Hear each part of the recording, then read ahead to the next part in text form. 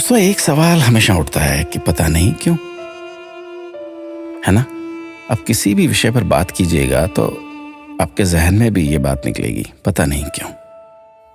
खाने को सादा दाल रोटी होती थी, लेकिन फिर भी किसी को खून की कमी नहीं होती थी, पता नहीं क्यों। स्कूल में अध्यापक खूब कान खींचते थे, डंडों से पिटाई होती थी, लेकिन कोई बच्चा स्कूल में डिप्रेशन के कारण आत्महत्या नहीं करता था, पता नहीं क्यों।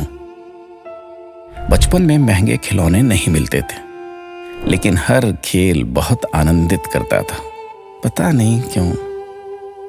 घर कच्चे होते थे, कमरे कम होते थे, लेकिन माता पिता कभी वृद्धाश्रम नहीं जाते थे, पता नहीं क्यों।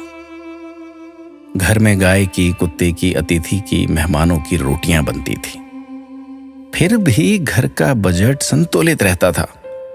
आज सिर्फ अपने परिवार की रोटी महंगी हो गई, पता नहीं क्यों।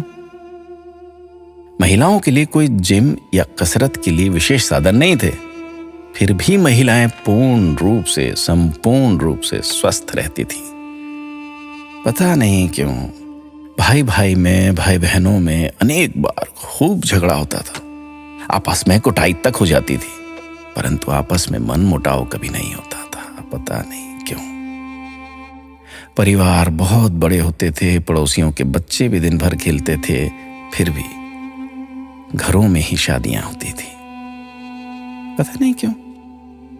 माता पिता थोड़ी सी बात पर थप्पड़ मार देते थे, लेकिन उनका मान सम्मान कभी कम नहीं होता था, पता नहीं।